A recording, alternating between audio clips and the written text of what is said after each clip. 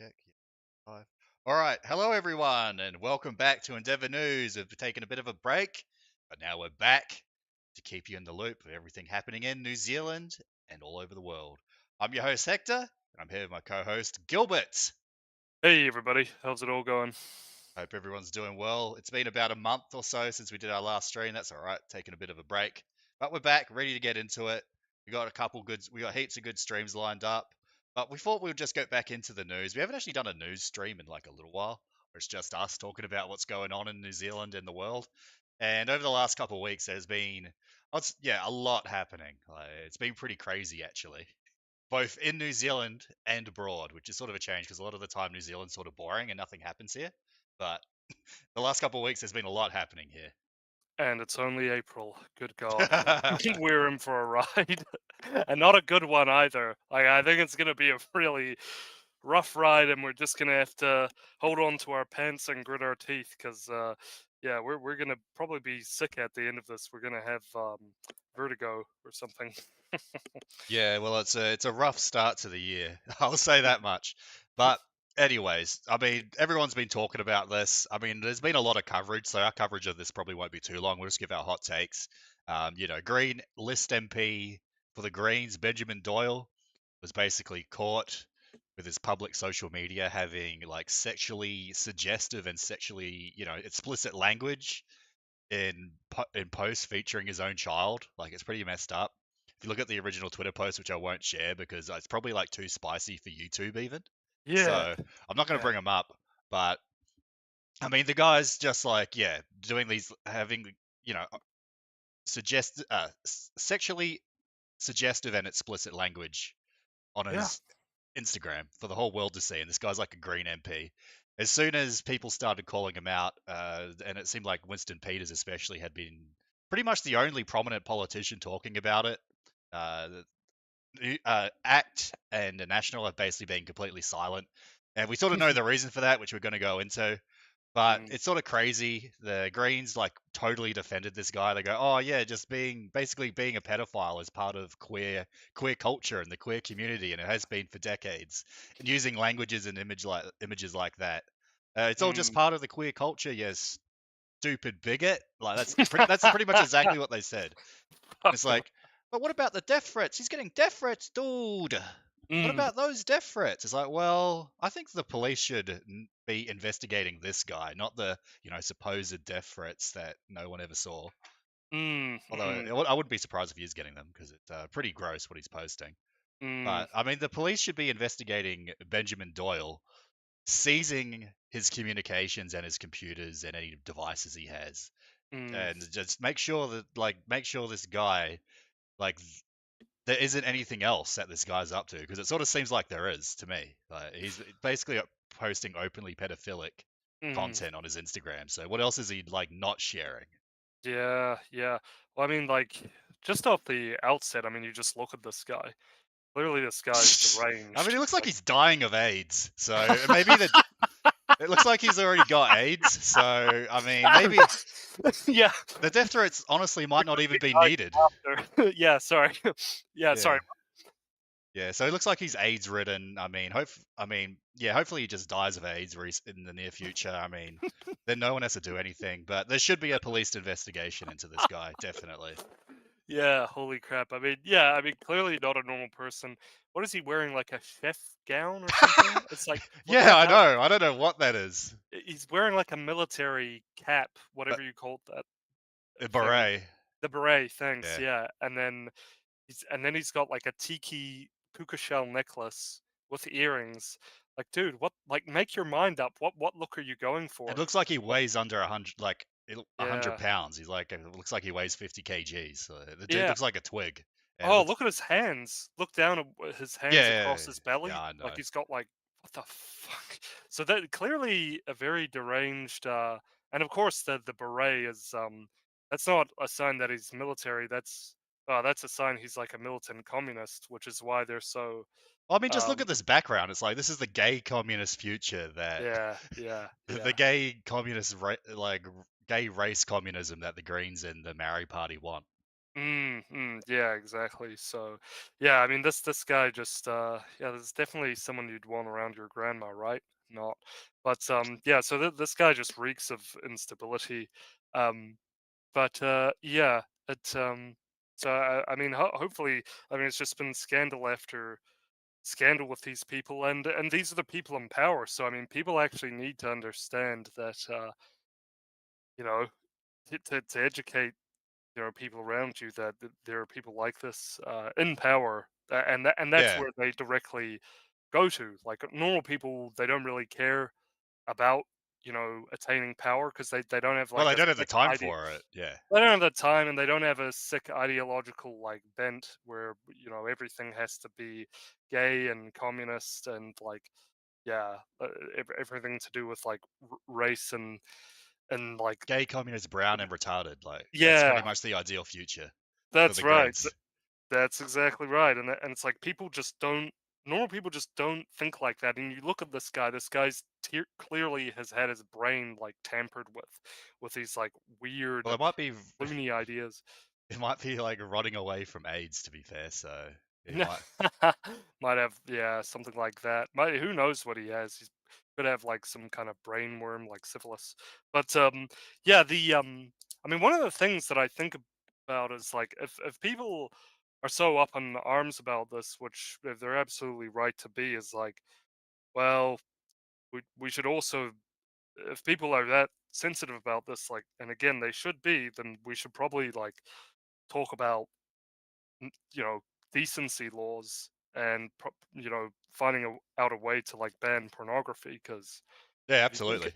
yeah, I mean, if you think about it, like children, like, so we're all like inflamed over you know this sort of explicit stuff around kids that he actually, the police were in possession of this information for like 6-7 months according to that two-techer guy on X.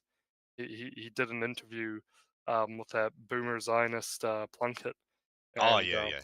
yeah, he was talking to him, and like he was like, "Yeah, I let the police know about this. They've known about my Well, the complaint police for aren't like going to do 6 months." anything about it. They're not going to do anything Yeah, about a Green MP. They're just going to like show up to people's houses for saying the N word. Like that's all. That's all the yeah. police in New Zealand do. See, and that's the thing, and these people are in power, these sickos, and people really have to like understand that it's these sickos that are in power, and they go directly for power, and people need to understand that about these people, because if we don't have an answer, well, then they're just going to continue their long march, and I don't see, like, I'm not confident that well, I'm not I know it's not right that National or ACT is really going to put up any defense against this or really recognize the problem for what it only seems like NZ First is doing that, and there doesn't really seem to be much of a, I don't know, too much of a groundswell of a movement to. I mean, there's something there. There's something there, but yeah. I mean, it needs to be counteracted. We need to. Well, the media isn't counteracting it. Like as you can see Mm, here, they just as soon as like Winston started calling this guy out, they just go, "Oh, New Zealand First is doing dirty campaign and dirty oh, politics, so dude. They're ridiculous. trying to demonize LGBTQs. Yeah, they're trying to demonize pedophiles. I mean, how could you demonize How could this pedos? Oh my, happen?" how could you? Where have we got in this nation where we're demonizing people with explicit material around kids? Like, oh, shock, horror, awe. It's and person calling it out gets attacked by the media. That's what clown world, uh, total clown world. Well, I mean, there's a But reason why this is like over 30%. Oh no, it's actually like over what 60% of New Zealanders have absolutely no trust in the mainstream media anymore. More they like shouldn't. lamestream media, am I right? Gay stream media. Yeah. So I mean, yeah, that's one thing, and I'll have to remember the other thing. But yeah, I think it was basically like, yeah, there needs to be some decency laws. There needs to be some sort of, I think, yeah, we because this shouldn't kind of thing should not be allowed. It was up. So he had this up on Instagram Well, for like years. ages. For Oh, years, was it? well, I think he had like other similar posts up for years. I think he's been, Yeah, okay, yeah. right. So he the point is he had it up for a very long time. the police knew it for a very long time, and they didn't really do anything about it. So there was no Well, the Green Party investigation. originally told him to take it down, but he didn't, and then they just let him run as as a list MP anyway on the list. Yeah, yeah, yeah. Right. Oh, really? Oh, what? Yeah. Oh, okay. Oh, yeah, I remember that. Yeah, right, right. Yeah, that's right. Yeah, freaking. Yeah. So people, yeah, I don't know, man. Like you've just gotta talk to your kids because the Greens are kind of like what? They're mainly like a young Well, I kids mean, party. it's like a pedo party at this point. Might as well just be confirmed one. I mean, the guy's Yeah, basically posting pedophilic content, and then the leaders of the Green Party are defending him. So I think it's yeah, fair to call the Green Party a pedo party at this point. yeah, yeah, yeah, yeah. And the party of the pedo and Well, scandals what because. parties will pedophiles be voting for? I mean, I don't think they'll be voting NZ first. I'll say that much. Yeah, no, they're not interested, I guess. I don't know. Yeah, because we haven't seen any scandals out of there, so Oh, uh, nothing on like this. I mean, nothing serious like this. Yeah, yeah, well, speaking of scandals, should we move on to the next one? yeah, sure. All right. Well, it turns out Greens aren't the only one. So this is actually sort of old. This guy was basically accused in court in before the last election in 2023, like a few months before. He got name suppression. The ACT Party basically wasn't mentioned until now, until February 2025, nearly 2 years after the allegations came to light and the court battle begun. He was convicted. So the former president, 4-year-long president of the ACT Party, Tim Jago, is a convicted pedophile at this point. Mm, So the guy running the ACT Party, running the entire apparatus of the ACT Party, was a pedophile. mm, mm. Is a convicted pedophile at this point. So it really sort of puts into light why maybe David Seymour and Luxon haven't really said much about this whole thing with Boyle, right? Because it goes right, but like on both sides. And this guy isn't just accused; he's convicted. He's in jail for 2.5 years, which is also way too short of a sentence. He should be in jail Mm, for like 200 years. yeah, it just goes to show the kind of people who get involved with these kinds of parties, right? What they're attracted to, right? So, I mean, clearly, I mean, most normal New Zealanders shouldn't really be throwing their weight in behind these parties, you know. Um, Yeah, definitely not ACT, because the ACT Party successfully swept this under the rug before the last election, which is crazy. mm, and he was a party president for 4 years. Was Yeah, that from not right? 2020 to 2024, I believe. That's insane. That is so insane. And the first indecent assault was on a 15-year-old back in 1995 by Tim Yago. Yeah, So multiple occasions of him molesting children, basically. And should I go this, through that briefly or? yeah, do you want to go over it? Yeah. So in 1995, Yago indecently assaults a 15-year-old. In 97, Yago indecently assaults the same teenager. In 99, Yago indecently assaults a second teenager. And that same year, the second teenager makes a complaint to the police. And police investigate, but no charges. So this And it's guy had already been investigated for pedophilia well before the ACT Party made him president. So they mm, they would have known. I mean, how could they not? That mm. that an accused pedophile is their president. Well, they go through these things, right? I mean, they try to check you out, like if you're going to become president of a party, for goodness sakes, right? I mean, they try to be Yeah, pretty this stringent. currently the Yeah, third largest party in New Zealand, right? So yeah, right. And where was the media on that? I mean, as well. I mean, it just goes to show it's like if it was a genuinely right wing party, we'd never be hearing the end of it. You know oh, that he they never would would have take been out. granted name suppression if it was, Mm, like a NZ First or Loyal or any of these other, mm, right wing parties at the time that had their president, yeah, be accused as a pedophile, now convicted pedophile. yeah, that's right, that's right. And so it just goes to show, well, this party, if it wasn't obvious to everyone yet that this party is like a party that is a leftist party that is in line with the agenda basically to collapse and subvert New Zealand. and these are the kinds of people they let in. So it was like 1999. The police investigate, no charges, and it was only so you think about this. That was in 1999, and then 2022 November, early November, the complainant's wife messages David Seymour, Mm. saying, you know, you tried to molest my husband, and then it was on 19th of January 2023 that Yago gets arrested, charged, and bailed, and then he makes his first court appearance in January 25. So yeah, it was only in 26th of Jan that he actually resigned as act president, and Crazy. yeah, yeah, yeah, that's correct. And then what was the sentencing what was the quote unquote punishment that he got? The punishment, I don't think it says it here, but elsewhere, he got sentenced to 2.5 years in prison and a $1,500 fine. So Yeah, nothing. yeah. Yeah, hardly anything. And he'll probably be in like a really nice kind of prison too, where Yeah. they let you have Netflix and like a small like gym or something. And I mean, I don't know. I don't know anything about New Zealand prisons, if there are good ones, but yeah, that's wild, man. Yeah, that's just like a slap on the wrist. So yeah, this is what it is, guys, and yeah, it's terrible. It's terrible, but it just goes to show that you know this wow, you shouldn't be throwing your weight behind these people. Well, the Um, ACT Party tried to, they covered it up. Like, it's pretty mm, explicit here. I'd say the ACT Party's one is yeah, worse. I mean, at least they mm, didn't defend it. The Green Party's defending it, but the ACT Party yeah, covered it up. yeah, different leftist tactics, I guess.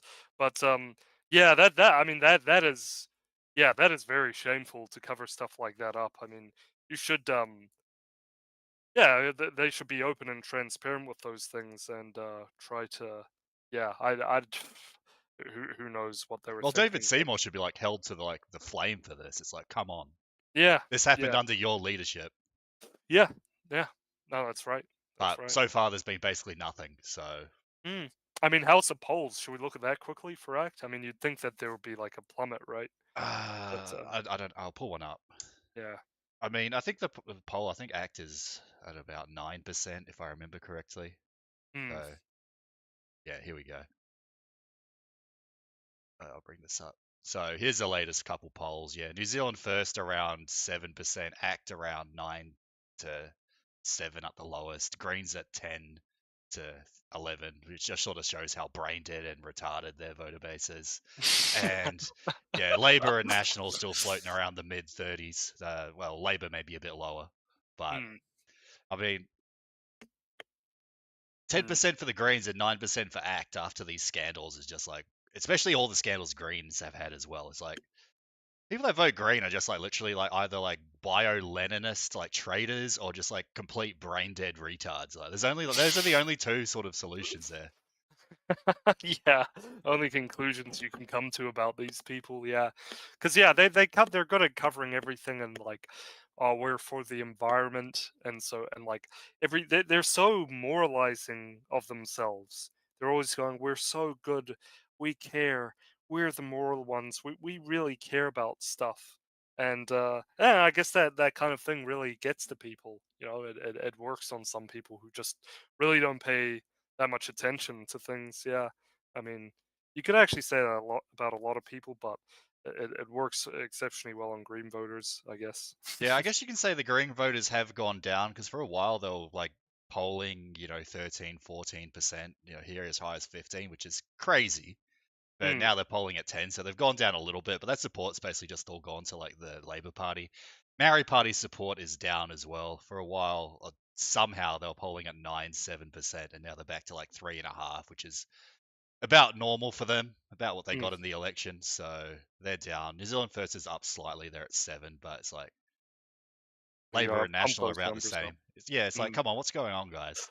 Yeah, yeah. I don't know. I guess New Zealanders don't really like to deviate. I mean, we'll see. But you'd think like we're going through a period of great change, so you'd think that. I mean, it's just the polls, right? we'll just have to wait till next election cycle to really see where New Zealanders' Yeah, minds are actually at. But yeah, I don't know, man. you got to wait, Yeah, yeah, about another year from now till like the election cycle really starts, and then you'll see. yeah, yeah. That's But right. That's right. we'll Yeah. see. Hopefully, the right parties campaign correctly this time instead of half-assing it and actually put some effort into it so they can pump their numbers up a bit. Mm, mm, But anyways, yeah, I mean, it's about expected. I mean, yeah, the Green Party's always going to have this base of complete spazzers as a voter base, so I mm, don't really mm, see them polling much lower than like 9 to 10. Like that seems to be a pretty consistent like lower base for Green parties in like most Western countries like Germany, France, New mm, Zealand, mm. Denmark. The Green Party typically doesn't go much lower than like 9 to 10%. Mm, mm, mm. Yeah, yeah, just it doesn't seem to have shifted at Australia, all. yeah, there just always seems to be around that. There just seems to be like the natural level of like, communists that will vote Mm, for the Green Party. mm, So that mm, sort of makes sense, I guess. There's always, yeah, going to be about 10% of your population are just like traitors. So mm, mm, guess that adds up. mm, mm. Yeah, absolutely. Yeah, and the act is always going to be full of opportunists who don't really care either way. So yeah, Yeah. it is. It's what it is. Yeah, yeah. All right. Well, I mean, that's Did we that's ever hear a statement from Seymour about that at all, or have not that they I just know gone of. completely silent? Think they're Yeah. I think they were just mostly silent. I mean, if there is, it got buried like pretty hard. So Mm, there wasn't really much of a statement there, which is again crazy. Like people should be mhm. holding his feet to the flame for this. Yeah, yeah. No, but they really. Yeah, that's another thing you notice in the He should be media. raked over coals for this. It's like, what's going on? And he's basically been completely silent since it happened in February, since the guy was actually convicted. Yeah. Ex-leader David Seymour is standing by his party's response to a warning its former president was a sexual predator. Um, yeah, okay. Yeah, no, well, they were very, very quiet about it, but yeah, There's no yeah, response as far as I know. he called it shameful. Okay, is that it? Yeah, That sort pretty of much. barely describes it, to be fair. Yeah, the people who are out there are trying to somehow drive guilt by association when there Oh, were come 20 on. years separating the events, frankly, I think is shameful. Um, but hold on, I mean, they They knew the the guy was accused of it. Like, they had to know. It's like, what are you talking mm, about? The guy's your mm, president for 4 years. yeah, yeah, I don't know, yeah, what that's It happened about. under I mean, his leadership. So what do you mean guilt by association? You were the leader of the party, and this guy was the president. yeah, I, I don't think anybody's like guilting Seymour either. Well, I mean, you should, honestly. yeah, you probably. I mean, yeah. I mean, what's the story on that? Like, yeah, why did you elect him your president leader, party leader? So, um, odd, very odd. But yeah, that's that. I guess. Whatever. No one should vote for these people. They're so terrible. Yeah, don't vote for like pedophile parties, please. Like, come mm, on, that should be like rule one. Don't vote for pedophile parties. I mean, yeah, yeah, yeah.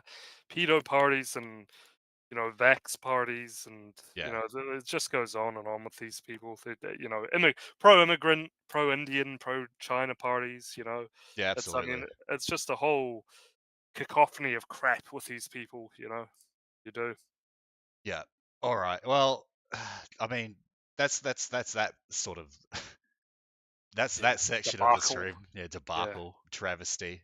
So we'll move on from there. Try Yeah. go on to something a little less negative, but still sort of strange. It is the New Zealand's military budget boost. So New Zealand is finally boosting its defense spending. We don't.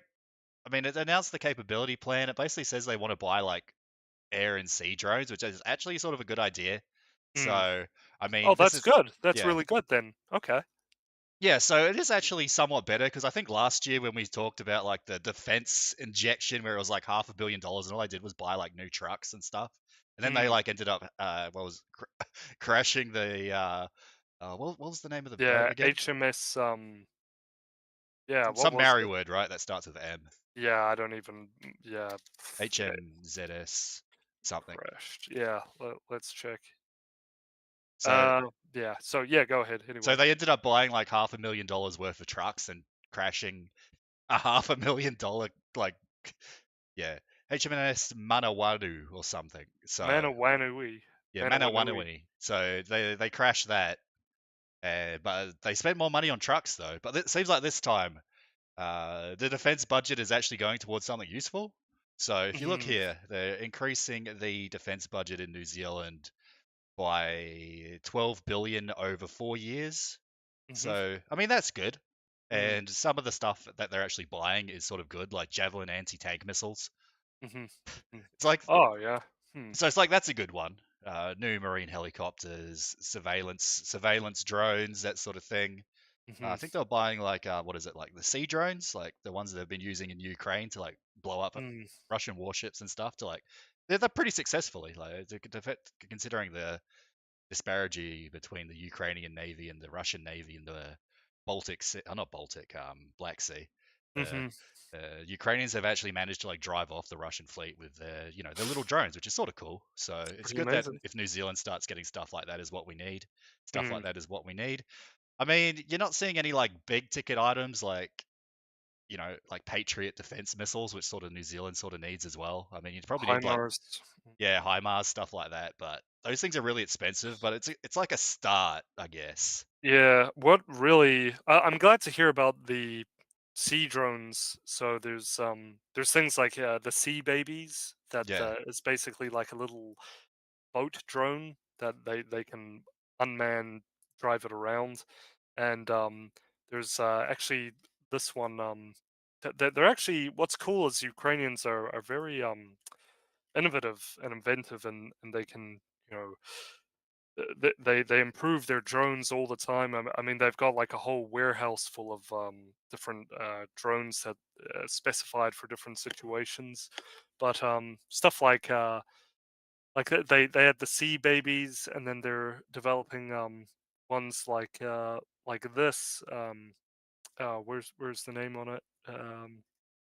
I can't actually see a name, but they're yeah doing all kinds of different stuff here. But really, what's needed is, I mean, some of the stuff we hear like that's good. We've got some familiar names, but really, we're a very small island. So if China does decide to invade, it's kind of like the main things we need are lots of drones, lots of like sea drones, and um, and things like yeah, Patriot missile defense systems, HIMARS, anti anti ballistic, defense systems and things like that.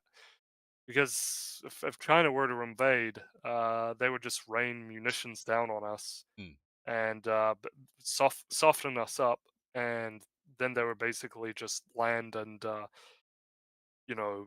invade us that way. So I mean, you want to prevent them from at the very first stage of their invasion. You want to prevent them from raining munitions down on us, right? So I mean, really, I mean, it's a good start, but really we should just go into, anti-air defense drone systems, anti-air defense missile systems.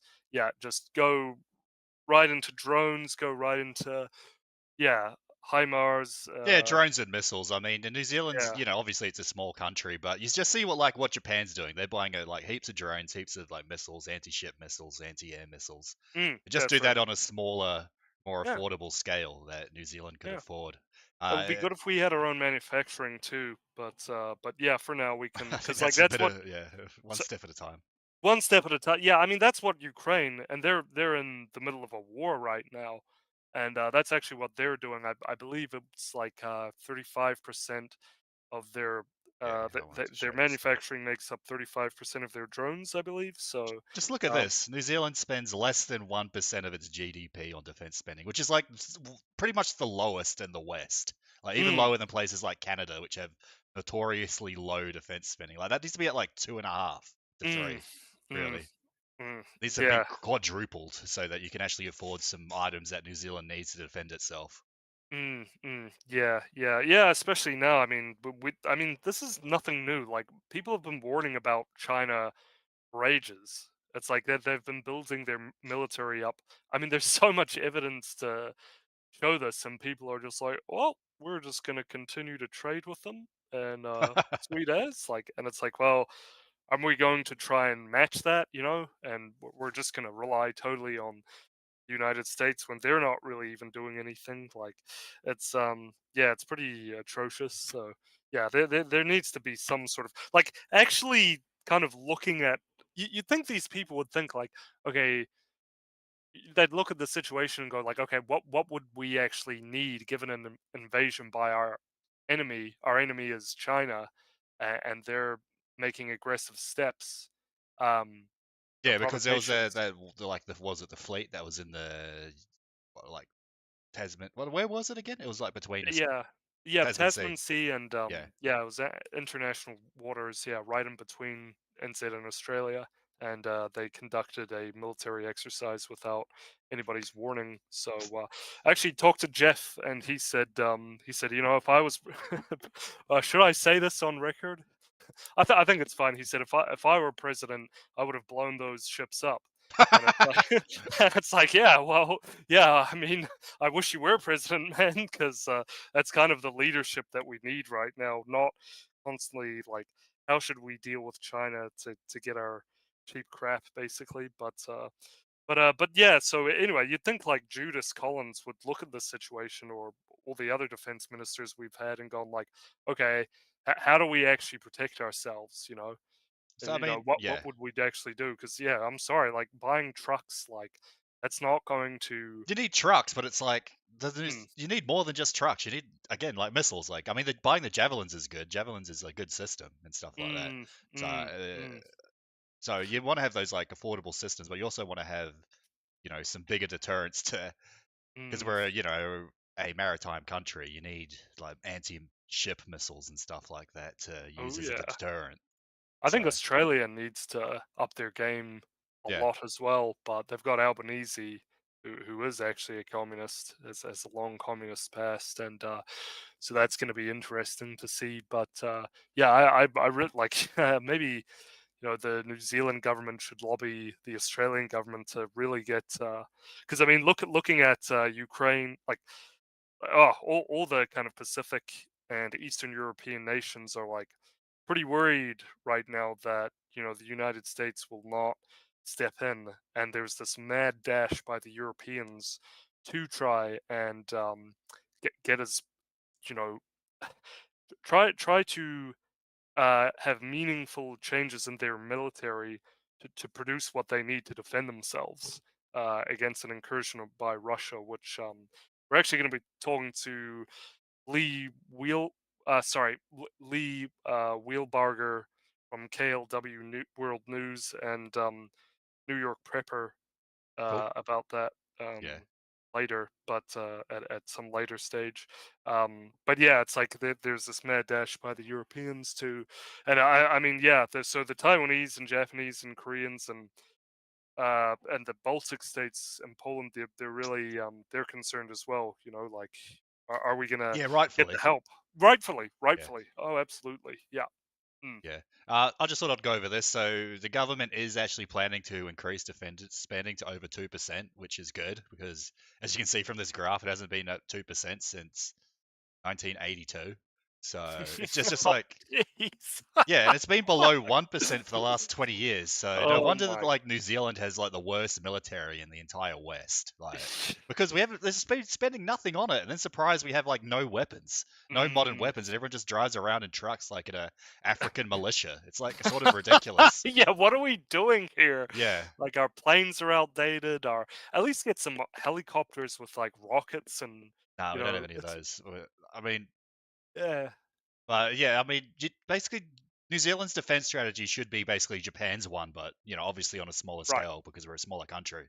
right. Which hopefully they start doing if they actually do increase defense spending to 2% or over 2% even, maybe Mm, 2.5, 3%, then you could actually afford stuff like that. But I guess we'll see. mm. We shall see. Gotta do it. Australians too. Yeah, absolutely. Yeah, and this is the drone you were talking about, the underwater drone. So you need stuff like this because Mm, obviously New Zealand can never afford to have a large surface fleet or a submarine fleet or anything like that. But Mm. you can get stuff like this, which are, affordable deterrents as a alternative. Yeah, yeah. Oh yeah, this stuff is, you can produce it cheaply, and it is absolutely devastating on the battlefield, as Ukrainians have demonstrated over and over again. So it's like this is stuff is going to be key in defending New Zealand and Australia, and we really need to look into these cheap solutions, because I mean it's also like it's people are I don't think it renders like things like these big military vehicles like tanks obsolete, but Oh, of course, they're it never going to does. be obsolete. The No. military value of a tank's never going to be Mm, replaced, unless you can think oh of yeah. some other giant cannon that you can use to destroy enemy hardpoints. But, Mm, uh, yeah, but it has like made a lot of people think and go, oh, like, geez, how are we going to approach this? Obviously, this new, because this new form of warfare is here to stay, basically. So hmm, I mean, and it's the Ukraine war has revolutionized things for forever. Basically, they've yeah, revolutionized the battlefield forever. So, lots of drones, surveillance drones, attack drones, mm, underwater drones like this one. Like this, mm, that's the sort of stuff New Zealand needs, and obviously like anti-missile defenses and stuff like that, which are obviously important. Uh, you know, tactics, man, yeah, tactical warfare is the future. Yeah, these yeah. complex sort of micromanagement uh, strategy Yeah, yeah. Although I do activity. think if Yeah. like Ukraine was able to get like air superiority, you would see a lot of Mm. more movement in Oh, the you front would. line. But it's just that at the moment no side has air superiority, so that's why you have this grinding war. But it's like it's just something that happens, I guess. Yeah.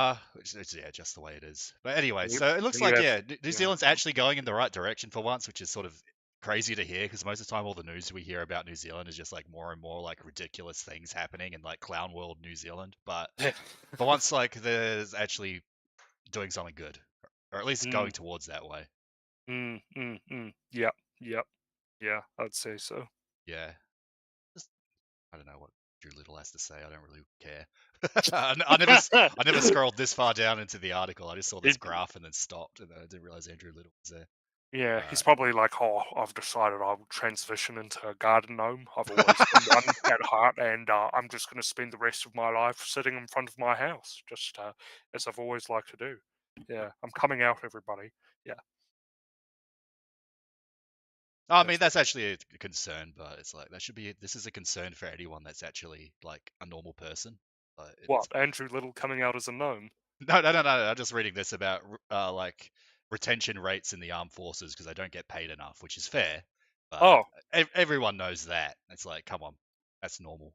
yeah, I mean, this whole leftist ethos that has been predominant in New Zealand for all these decades since the 60s is really kind of harming everything, really, isn't it? I mean, and it goes with the demilitarization and deindustrialization.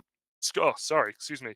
Deindustrialization of our country, which is, just part of the paradigm we see across all Western nations. But Yeah, yeah, I mean, so this whole leftist ethos on all sides of the political aisle, whether that be National Act and of course Labour Greens, just it just has to go. It just has to stop. Because yeah, yeah, it's killing us. yeah. I mean, people in the armed forces should be paid more, but it's like that's common knowledge. That's how Mm, you keep retention up and actually have a effective yeah, armed forces. yeah. What are they doing? Like, yeah, I don't get it. Yeah, All right. and Yeah. I yeah. mean, anything else you want to add to that before we go on to the next topic? No, I mean, I just think some more introspection into what is actually needed to defend New Zealand is needed. It's like okay, we see some like they've learned something, but there's not quite. I still just don't detect the seriousness, or but we'll see. Yeah, a lot Yes. more needs to be done if we're to adequately defend ourselves, but it's a start, I guess. Yeah, absolutely. Well, anyways, time for mass migration news. So, it's sort of interesting. Like if we look at the latest data for early 2025 for the net migrant arrivals, there has been 150,000 people that arrived in the year. Basically, we lost 120,000 for a net gain of 304. Sorry, 32,400. There we go. I actually can read a number. So migrant arrivals are down slightly, but still extremely high. Obviously, there's still over 100,000 people coming into the country a year. But at the same time, over 100,000 people are leaving the country to go, try find greener pastures elsewhere. And it's easy to see why, because, standards of living are deteriorating in New Zealand. We've been in like pretty much a recession and a like per capita recession for like the last 3 years, and like an actual recession for like the last like one, Mm, which I think technically we got out of, but it's still barely anything. It's barely any mm, growth. So New Zealand at the same time as having a mass migration problem also has a brain drain problem, which is like a really bad issue to have. Which mm, I'm not sure if any other country has that, but New Zealand, yeah, has both the mass migration and brain drain issue, which is mm. like a double whammy because we're losing our best people while importing, Filipino scaffolders and, Yeah.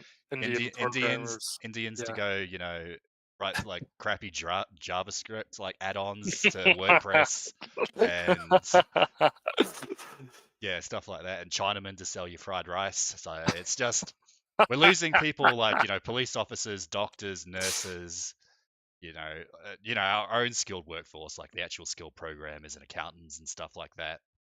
Mm, And then just bringing in like objectively worse, lower value labor from these third world and second world countries like the Philippines, India, China. Uh, mm, it's not good. So mm, the we got the bad of both worlds. We got brain drain and mass migration. mm, mm. Yeah, they need a they could easily figure they could have some sort of incentive to stop these people leaving or something. But Well, instead, the best incentive would be to actually make the standard of living in New Zealand go up, which is the only way you're yeah, going to do that is by stopping mass migration. but but hold on, Hector. They have to let Tussie have a weekend free at the Marae with free, taxpayer funded Kai. So I mean that takes precedence over standard of living. But yeah, no, like that goes back to what you were saying about the whole bureaucratic bloat that yeah, there just needs to be that, and we need to do that and diversify the economy and have industry back again, and yeah, basically just do the things that make your country rich, right? Um, Yes. and then we can all we could be an amazing country. I mean, we could sell oil, we could sell Yeah, resources. copper and coal and all sorts. Yeah, yeah, and there be a there's a way to do these things that reduces harm to the environment. You know, you don't have to just do it like the Russians and Chinese do it, where they just destroy The entire everything. landscape, yeah. Yeah, and then they like lack like they have food shortages, and then they're completely reliant on everyone else for like food because Oh, what is come it on. they Don't you know that, what's her name? Darlene Tama, the Green MP, needs her illegal migrants to work in her bike shop. Come on. it's not even like a cool like you've got some sort of like tech startup or like a serious business or whatever. It's like a shitty bike shop or Yeah. something like yeah. It's just the pettiness of it all, and she's getting her migrants and yeah. So it's yeah, Come on, but that it's really skilled labor. They're selling bicycles. yeah. What are we turning into? Like third world Thailand or the Yeah. Philippines or something like that's literally Well, or like India. that's actually true though. That's like that is what's happening. Yeah, freaky, right? I mean, it's just, yeah. I mean, we'll get into that later, I guess. But I mean, it is like with this kind of free trade sort of argument. I mean, there are positives to free trade, but it's quite clear that gutting the working class across the whole Western world. I mean, it's not having positive effects, and it's um, No.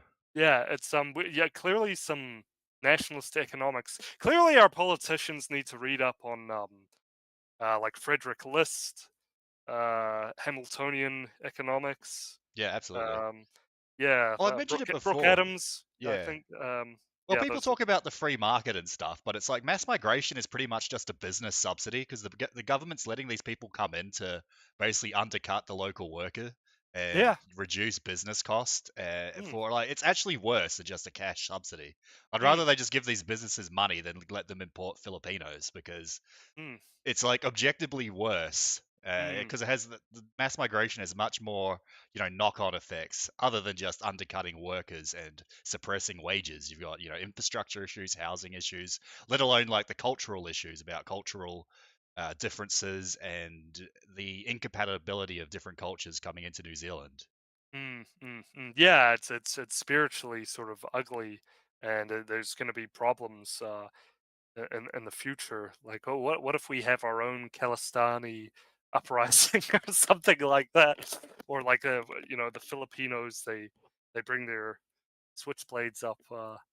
And yeah, I don't know, but yeah, I don't know where I was going with that. I just know they like playing with knives, but but, you know those butterfly knives. They really like those, you know. Yeah, yeah, I know what you mean.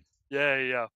But yeah, no, 100%. And back to what you were saying, I mean that's where the whole free trade, this obsessive that actually Luxon has been shilling for recently. If you check Luxon's Twitter, like he's been going, oh, free trade, is good for us. It helps this. It does that. He's been shilling very heavily for that. But it's like, okay, and that's fine, and there are perks to that, but we're all seeing where free trade has gone awry, and quite clearly, we need to start thinking more about nationalist economic policies to actually look after New Zealanders, and by the way, and also not, have free trade with our With enemies, hostile nations, yeah, you think that'd hostile be that want to destroy us, you think that that'd be sort literally of a want. main one, yeah. Yeah, yeah, right. Yeah, we should isolate them. So, yeah, so that's pretty. So, so the migration where it seems like we're just evening out. I The mean, it's down from the gigantic peak, but it's still extremely high. We still have, 150,000 people entering the country. I mean, you'll have shills out there going, but dude, net migration's down. It's only 33,000. That's like down from 100,000. But it's like, that's just because New Zealanders are leaving the country because it's getting worse and worse here. yeah. So like while we're bringing all these people in, we're losing all our good people.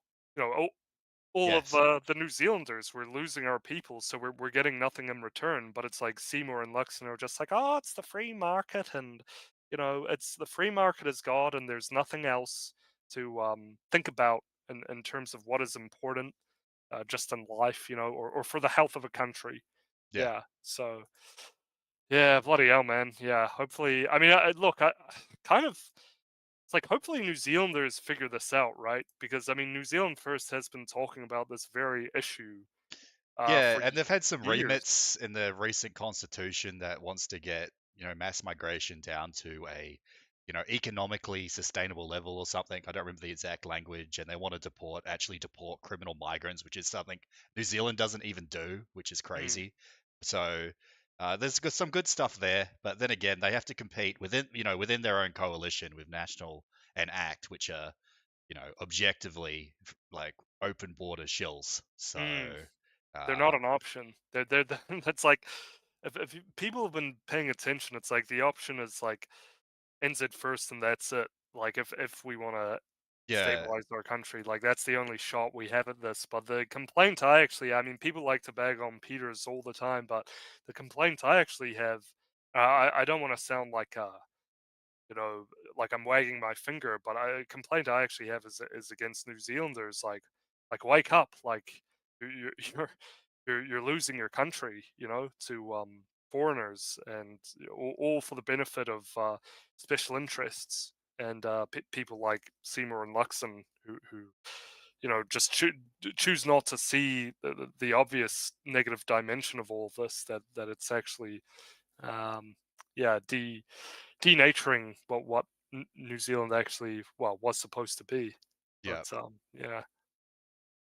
All right. I mean, I think that's most of what I wanted to talk about in New Zealand. I mean, there's some other stuff about, like housing consents going down. So Mm, the housing market's in a slump. I mean, well, the building sector's in a slump, which sort of shows that, the economic growth is, grinding to a halt because, people aren't funding new developments. But it's like it is what it is. So mm, I mean, it's just a yeah, sign of the market, the sort of messed up economic situation we have. So we don't have to right get too now. deep into that.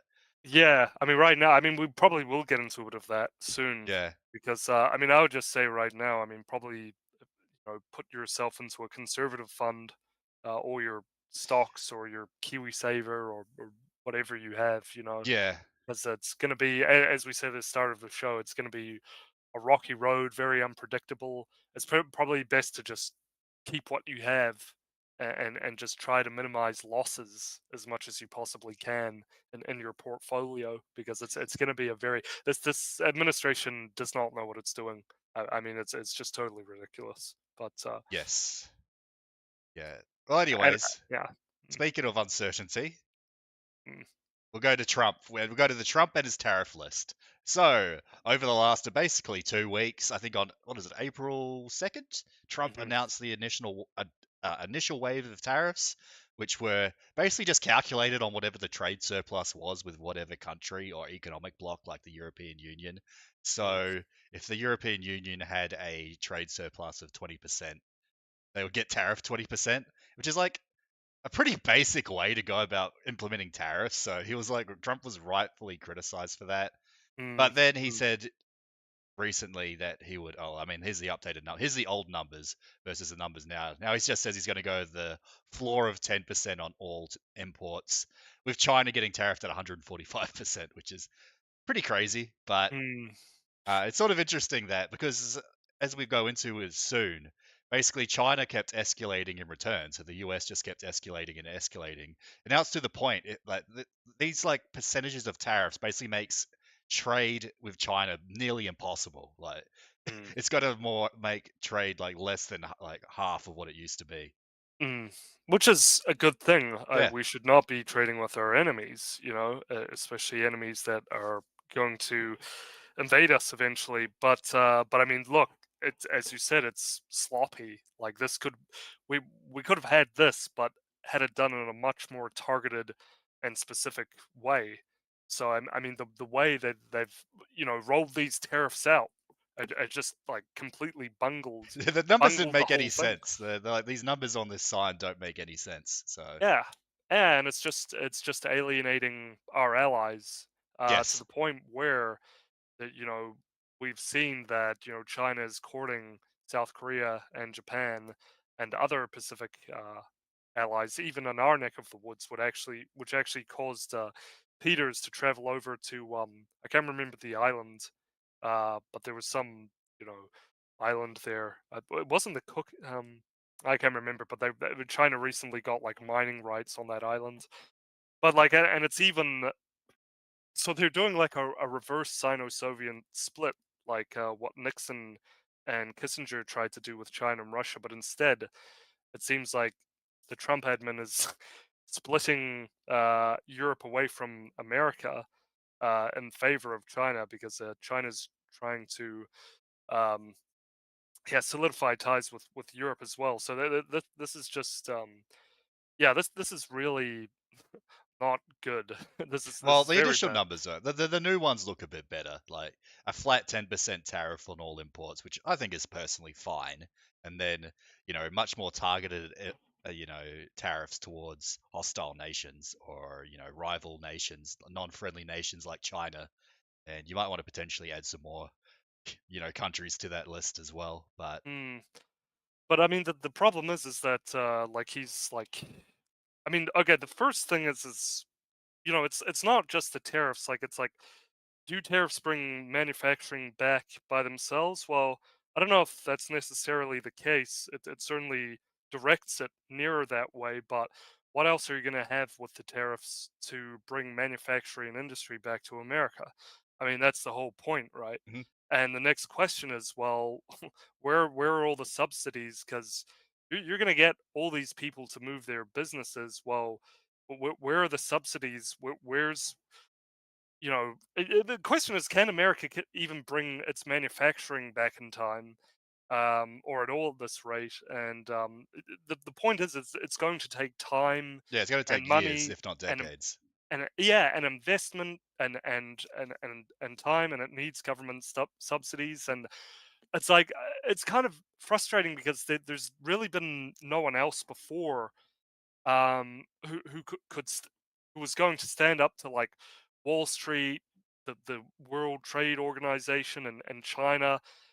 Even after decades of brutal deindustrialization in America, and I mean, it's frustrating that we're seeing the Trump admin just absolutely bungle this. They clearly just have no idea what they're doing. I mean, we've seen the stock market, the Well, bond that market, was going to and go down anyway. I mean, they'll rebound. I mean, that's what the stock market always does. yeah, but yeah, okay. But it's also the bond market and the U.S. economy. So you've got all dimensions basically in a death spiral. And the Trump admin just calls it all a test. And what's the test exactly? I thought these tariffs were meant to be applied to nations to encourage them to bring the manufacturing back to the United States, or at least away from China, and to more friendly countries. I mean, I thought that was Mm. The but bond market, the test was sorry, what exactly? But go ahead. the bond market sell-off was actually probably way more damaging than any sort of market fluctuations in, the Nasdaq or whatever. Yeah, yeah, no, I agree. So, I mean, it's just the biggest problem with this is just the complete uncertainty and recklessness of it all. They're doing it in a totally ad hoc way, which it really does look like they just asked ChatGPT or something like I that. know that's And it doesn't make any sense, the initial tariff rates. I don't really get it. yeah, like the point is that if you're gonna do something on this scale, fine, absolutely, I absolutely support that. We need our industry back, in America, so that they can protect us, and so that they can protect Europe, which I hope they do agree to help Europe and Ukraine and Taiwan and Japan and Korea out. I hope they do. They agree to that. They yeah, rebound on that, but it's done in such a reckless way that you need to inspire confidence in your economy, not calamity and confusion. If the whole purpose, which is what I thought it was all about, is if you're going to re-engineer the US economy to be stronger, to have a more nationalist economic policy, or scenario. But yeah, so I mean, you need to inspire the confidence in exporters, importers, firms, investors, consumers, even, to create the idea of certainty in the market. That they need to understand what the program is. Yeah, They need to be told. And if you're a businessman or a business that does manufacturing in China, you need a lot of time, a lot of warning, and a lot of money to move everything over yeah, to that's fair. India or Vietnam or wherever. Transitioning your business is a really huge deal. So they need to know what the program is. They need to understand to create certainty, so that our allies and our businesses know what they're doing, and to actually encourage people to come back to the United States. But the problem with all of this is Trump's flip-flopping. Is um, one moment he says, "Oh, we're terrifying everybody," and then, "Oh, it's a 90-day cool down period," and it's like it just causes it's like these businesses, these people, they can't tell up from down. It's like, hold on, what are we doing? Are we doing the tariffs, or what's going on? And right now, what we're seeing is it's just causing all these businesses to freeze and sit on their Yeah, capital and just wait to decide whether we're in a tariff environment, a trade war, or not. And the result of that freeze is it's killing investment. It's just obliterating the idea of reshoring manufacturing, which was what we thought it was all about for the American people. And so you've got this complete stoppage of the velocity of money. It's freezing the economy over, and the worst part about this is in future is that the next time we decide to actually seriously institute tariffs on countries, they'll say, well, is it like that other time you said that you'd put tariffs on us, and that you actually paused and you walked it back, and then you flip flopped. Again, that doesn't inspire confidence, and they're not gonna move their manufacturing. It's like a boy who cried wolf scenario, and it's this to the Trump admin itself. This is severely damaging his credibility, and I don't think there's a lot of confidence in Trump now. I think he's taken a real beating, and it's devastating for our like we need our Yeah, allies. like I do agree. A warning period might have been a good idea instead of just going, "Oh yeah, here's the new rates. They're coming in like 5 days or whatever Yeah, the and time frame was." That time frame's ridiculous. yeah, it's crazy. And the flip-flops, so nobody knows what the hell is going on. And it's Yeah, like they had 4 years to prepare for this, you know? They had ample time to figure out, you know, okay, let's plan this. We're gonna get back in. Let's figure it out. And so yeah, I mean, it's um it's pretty that these the most conclusive point in all this, I think, is that you know, everything that right now with this administration is basically saying, like as it stands, that the most up to date kind of line we can say on Endeavour News is that this administration is basically saying that you don't have to move your manufacturing here to the US, but you have to move it out of China, which again could have been done. Could have been executed a lot more professionally, and we didn't have to go through all this pain and hurt and anguish and confusion and calamity where it's screwing everybody over. And isn't it Hector? Isn't it this just like so characteristic of Trump? Like I just think of like the border wall and literally pretty much everything every else. other promise he ever makes. Yeah, Yeah, like for example, yeah, exactly. Like for example, like a 30-foot concrete wall paid by Mexico just turns into an 18-foot fence that the U.S. taxpayer pays for. And and think about the beginning of the year, Hector. Like we were initially told that this administration was going to be like an efficiency machine. It was going to be pro-America for Americans, yeah. and it's going to be this absolute monster. You know, we're taking no crap, no excuses. You know, we're bringing America back, and now it's just like yeah, the stock market and the bond market is in a downward spiral together. We've got the Yemen plans leaked. They're walking back the tariffs and flip flopping on them, and it's destroyed everything. The Gaza bombing continues. Ukraine isn't getting any military support. We're deporting anti Semites apparently, so it's kind of a bit of a joke of a golden age, if you ask me. And yeah, it's just like I just like all this. I don't know if you want anything to add, Hector, but it's like I see a lot of people still sharing this on, even though he's taken a bit of a beating. I think from this, he's lost a lot of credibility. America's lost a lot of credibility and is splitting our allies apart in favor of a relationship with China, which has already happened with our Eastern allies. And it's like clearly these people are not cut out for it. This isn't really for them.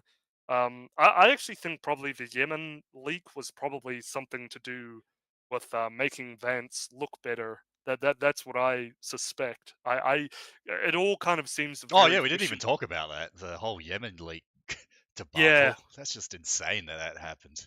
yeah, that's a very the way it reads though. I read a little bit a while ago, and I just think why is this actually the case? Because it's kind of funny. Like it's kind of are they really that dumb? I don't know. Like it seems very fishy to me. And Vance, he's it's almost they're almost trying to make him look better by making him out to be the only one who doesn't want to pursue war with Iran. Um, but anyway, that yeah, we can talk about that at some other point. Um, but yeah, so you've got all this. It's basically like a circus, and basically, the one thing is that China's like hurting badly with their economy, and it's probably going to get worse for them unless they Yeah. can successfully court Korea, Japan, the Pacific, and Europe. We'll see. Maybe they can come out a little bit squeaky clean, but the conclusion of all this, the absolute incompetence of this current administration, and there's nothing to set. Like a lot of people are still celebrating this. It's like there's nothing to celebrate here, as far as I'm concerned. This is an absolute bungle, and an absolute flop. And it's like a conclusion of this is like to fix this situation, like we have to do it ourselves, and we have to become our own elite, and Yes. we have to be pro New Zealand, pro America, pro Europe on our own terms, because these these people, they're just not, they have no idea, they come from a different time, that they don't know what they're doing, and a lot of people don't know understand what's going on, which is why they're cheering this obvious, complete, devastating flop as some sort of victory. It's totally ridiculous. So I mean, that look, the goal, the conclusion of all of that is basically to become elite, fit, handsome, rich, well networked, um, just become a really great guy, Yeah. well off, So Pillar that's of it. your community, basically. Yeah, I mean, I always try. Yeah, right, right, exactly. I mean, I always, and for your family, and well, your community, right, right, what you said, and I always try to, like, it's good to look at the big picture, but it's also good to drill down and bring it back down to the ground level where you are, where Hector and I are, and just go, okay, so what do we have to do? Because if this continues, man, it's just Elon Musk's golden age is just going to be like a Poo poo age. Pajit poop. Yeah, poop age. Yeah, Pajit. Those poop throwing festivals. That's Elon Musk's idea anyway. That's not my idea. That's not our idea. But yeah, so that's I. Well, what do you think, Hector? Did you have anything you wanted to add on to that, or?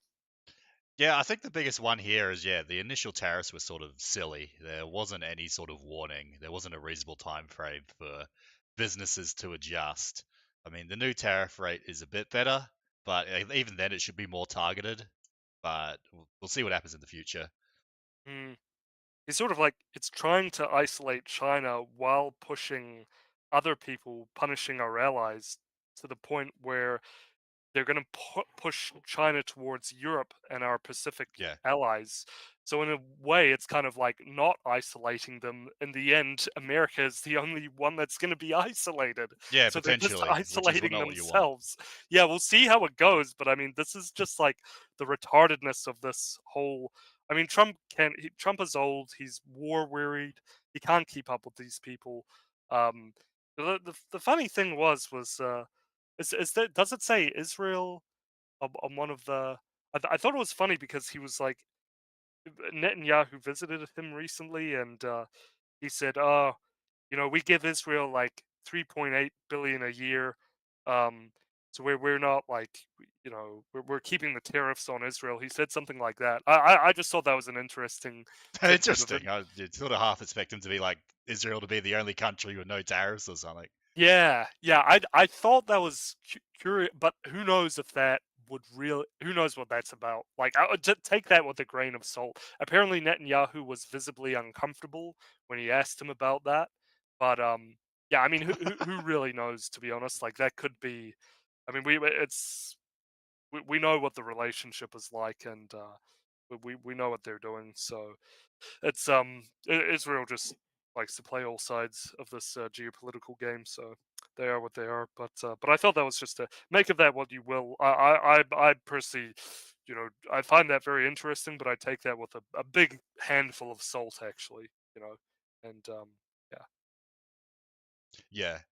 Well, I mean, you can see this how there's like the timeline of the escalation between the United States and the Chinese in the ongoing trade war. So, yeah, started with a 10% tariff, and then China taxed machinery and LNG and coal. And Trump puts on another tax on China. Then they respond with another one on other things like agricultural products. It just sort of keeps going. Although I Mm, think it's, I don't know, I guess it makes sense for steel, but I think this is something I told you off air is like something that Trump shouldn't really be tariffing is like raw resources that American industry needs. yeah, It doesn't make exactly. it doesn't make any sense for them to do that to like what tax all the oil they're importing from the Middle East and like minerals from Africa and stuff. Mm, Why would you do that? It's the American industry that needs those things. yeah, I mean, have a plan, right? Have a scheme. Like, don't just slap tariffs everywhere, every which way, like a big baby or something. But I mean, you can see like the way that this is done. I mean, this indicates to me that Trump's focus is on getting America, quote unquote, a good deal, but it's not actually. He's not thinking. He's thinking like a businessman, not like a statesman, not like a geopolitical expert. Mm. If he was thinking like a geopolitical expert or an actual seasoned statesman, he would be approaching this. He would be again reassuring our allies. Trying letting them know what the agenda is, what we're gonna do, and then yeah, carrying out steps to isolate China, and thereby crippling basically China's the war economy for all of our enemies. So Yeah. cripples that. I mean this could be done, and they had years to figure this out. And this is just again I just can't express like how kind of like I don't want to be like a negative Nancy or anything, but like it's just like like this is just this is terrible. Shaking my damn head, face palm. That's if I could put emojis up, you would they wouldn't be happy ones, but yeah, but yeah. So this is the way. This is kind of the way Trump thinks, and this is the way a lot of his administration thinks. Like JD Vance, who they're trying to prep to be some cool guy for the next election cycle, and yeah, this is how they're not they just these aren't professionals. These guys are just like I don't know, swinging at the wind. Hoping they'll hit something. Swinging in the dark rather. But yeah. So yeah, I mean, again, to drill it back down to earth again, I would just if you have any stocks portfolios, I mean. Look into it yourself. I'm not a financial expert. This isn't financial advice, but I would look at putting your portfolio into more conservative funds Yeah, and at least just for maybe the next 4 years or 4 or so. 5 years. Yeah, yeah, because this is these people. They're not taking it seriously. They're not going about this seriously. It's like what the hell is going? What are you people doing? Where's the plan? Where's the strategy? Where's the long term planning? What are we doing here? This is just like a big circus. This is like it's like making a fool out of themselves. It's so ridiculous, and that's terrible. It's really terrible. So if I mean there was like I mean if there is ever a reason to like suspect that there is some weird stuff going on, which there is intel that Trump is being heavily manipulated by basically CCP and Russian agents, which has been released by like Chinese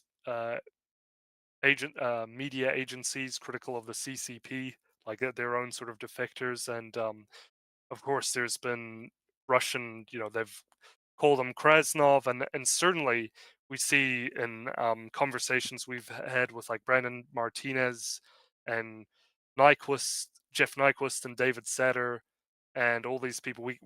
We've shown, and you can probably see yourself that it's like a big sort of pro Russia, pro China sort of Jackson Hinkle parade going on, Yeah. and yeah, and it's just like yeah, there are like I look at all these people in his administration, and they're all that way inclined. Like, oh, why can't we just be friends with Russia? Why do we have to be in it? Like Tucker Carlson, and Steve Bannon, Yeah. like these I, cucks. I wonder why, dude. There's absolutely no reason why Yeah, they can't. he's such. See, and this is the level of idiocy that we're dealing with. People look up to Tucker Carlson and Steve Bannon. Like these people don't. Oh, I mean, like Tucker Alex Carlson. Jones. Yeah, or yeah, Alex. I cracked up that time when you were like to David Satter, you were like, and Jeff Nyquist, you were like, well, hopefully people listen to you guys and not like Alex Jones. That was, but it's because it's funny because it's so ridiculous that people would listen to Alex Tucker Jones has Carlson. like got the biggest audience he's had in like decades. It's crazy. Yeah, yeah, it's what, and all he had to do was say, oh, um, yeah, these cookie dough injections, they're bad for you.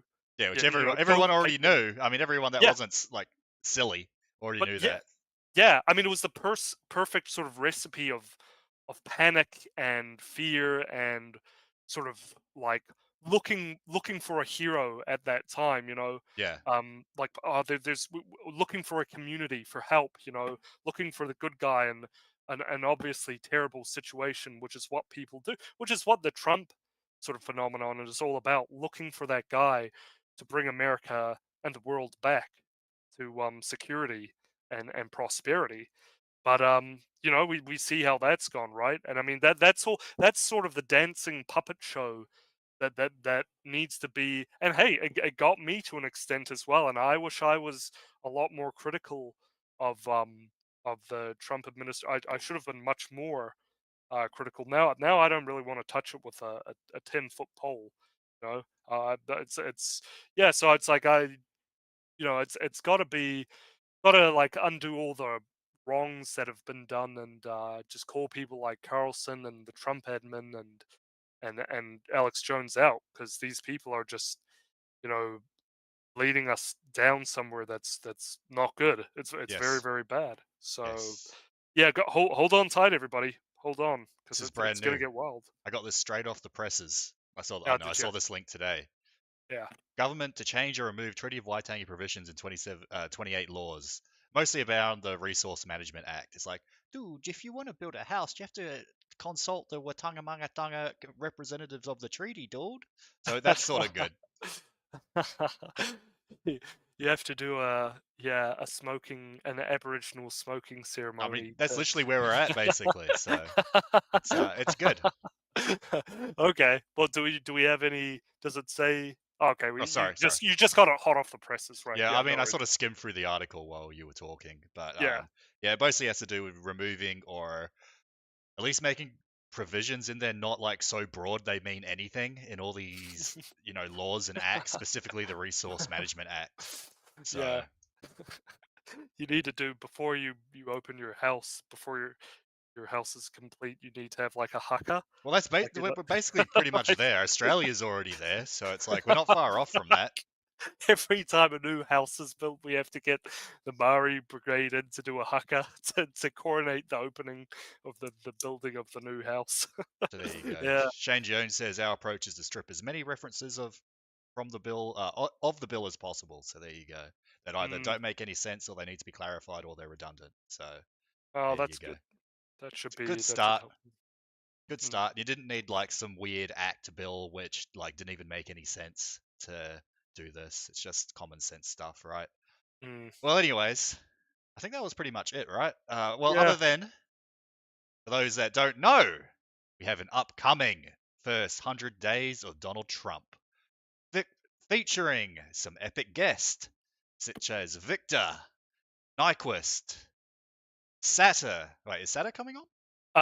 No. No, What sorry. does it say that? No, I don't think it does. Okay. Jeremy, New York Prepper. Jeremy. Oh, Yeah, sorry, no, that's Jeremy Rothkushel. Look, he's very good. I've heard him speak before. I want him on for this because he's a very he's an interesting guy, but he is a very he's a great researcher, and I think he's got a lot of interesting takes, yeah. and it'll be interesting to put him in a chat room with Nyquist. Because Nyquist actually did a stream with Brandon Martinez recently. Did you Oh, see that? cool. No, Yeah, I should probably watch that. it was really good. It was yeah, it was interesting to some very interesting insights. But Yeah, I like to get people with we like to get people who we consider to be very great, intelligent thinkers. That's we try to get the best on, right? So um, that absolutely. that's who he is. So sorry, continue down the list, Hector. Yeah, so we've got Jeff Nyquist, Western Allies, KLW News. Mm, Yeah, got Jeremy Roth Crucial, New York Prepper, and Victor, aka Intriga mm. Tropical. So Yeah, I think there are and there are possibly other people who will be interested in coming on. Potentially some very big people from big channels. I don't know if I want to release that now, because like I don't like to disappoint people, so I'll just shut it for now. But they may be interested in coming on. But yeah, these potentially Brandon. may come on, and maybe some other people will come on. But yeah, Western Allies is another really, he's very good. He is very good. I really yeah, all these people are very good. KLW News has been doing some very interesting work. I suggest you check him out. NY New York Prepper is actually the KLW News and New York Prepper is that they know each other, so they kind of do similar things. He like does like, man, that guy streams like crazy. I don't even like, this guy is so funny. He just like hunts and fishes and like does powerlifting Oh yeah, that and sounds pretty good. That sounds like good yeah, content. and then he streams and that's like his life. Like it's kind Sounds like of, a good life to me. yeah, I wish I could do that, to be honest. Maybe you can tell us what to do, and maybe we'll do it. Yeah, but that's pretty sick. And then we know Victor, the Brazilian guy. He's really good. But I feel like Victor may have. Just let me check my notepad briefly because I had all the. So like as I say, yeah. So there's that. Okay, maybe that is actually. I kind of thought that it. There may have been more people, but yeah, and I wanted to leave the door open for some people in case they decided they might want to join. So yeah, but maybe I'll probably talk to you about that, Hector, just to see what we want to do with that because Well, it's it's already a big lineup. So yeah, probably that is a bit too chunky for like. Look, we've got some really good. Probably you're right. That is like a good lineup of people right there. Like that's probably enough. That will be some very stimulating discussion right there. And then there's like the doors open to maybe three, four other people potentially. And yeah, so yeah, and then we've also got some potentially other good stuff coming on. Like Hector and I might be interviewing a soldier. Actually, we might be interviewing two different soldiers at some point. We've got some big personalities. We've actually got a lot of people yeah, we're getting right we want into to. it. We took a little bit of a break, sort of I don't know what you call it, pre-Easter break. So, but we're going to get back into it, especially with the 100 days of Trump. We wanted to cover the news. I don't remember. Do we have guests on next week? I actually don't remember. But if not, we'll I just could cover probably the fix one. yeah. Yeah, Yeah. So we'll be going back to like weekly or like near weekly streams. So, yeah. but be sure to tune in for this one on May 3rd. So Mm, check it mm, out. May 3rd, American time, May 4th, New Zealand time. yeah. Sounds good. Yeah, we look forward to seeing you guys there and share the links. We'd really appreciate that, and be awesome if you could uh, like and retweet. But yeah, I think for the message of this. Oh, did you have anything you wanted to say with this, Hector? I've said what I've needed to say. Oh yeah, cool. Yeah, yeah. So we're Hector and I were really looking forward to seeing you guys there. So yeah, I guess the moral or the directive of this is again, it's gonna be a rough ride. Tell your family and your friends to look after your portfolios, and I would, not financial advice, but I would advise. I think it will be a decent idea to put them into like conservative, not so aggressive, and just to protect what you have built up, and yeah. So this all just speaks to me. This is all just a big fumble, all just a big song and a dance that our governments are doing with they've got no teeth really, and yeah, we need to build our own network and become well off and networked and handsome and well dressed and well spoken and well educated with all the right degrees and law and political science and with computers and stuff. So and in business, finance. So that this is all what it, multi what do you call it, Hector? Multidisciplinary kind of people, Yes, Renaissance men, I guess you call them. Yeah. Renaissance men. Thank you. Yeah, yeah. So yeah, people with a lot of strings to their bow, and yeah, we need to. I mean, this is what Hector and I do. This is what it's all about. It's about you guys, and look, maybe you're just some guy, and you're like, oh, I'm not in that position in my life, but maybe you could be the person to inspire someone else or a couple of other people in your life. And Hector and I, let me tell you, we are doing that ourselves. You know, just in our own little friend group and our own little network. And it's not like a scary thing or anything. It's just like, yeah, we need to do better. As a country, like let's let's do better, and let's do better for ourselves as well. So that's all. That's I'll just finish by saying that. Yeah, absolutely. There's also some interesting elections coming up. There's an Australian election, a Polish election, a Canadian election, literally in the next like month and two. So there'll be stuff to talk about there. Covering that, at least doing some maybe not live coverage, but post action reports on each of those elections and see what happens there. So that'll be cool. Be sure. Yeah, I guess that's sort of it. I guess we. Anything else you want to say before we sign off, Gil? Yeah, we might be having Nyquist on again soon, and we'll definitely be having him on again in May 4th. So keep that in your calendar, along with all those other great, very intelligent, very stimulating speakers, intellectually stimulating, and we might be, yeah, we might be having some interesting guests on soon, and we'll try to be more regular. Yeah. Absolutely. All right. Thank you for everyone for tuning in. I hope you've had a great weekend. Have a great next week, and we'll see you again shortly. Stay blessed, not stressed, and we'll see you next time. See you, everybody.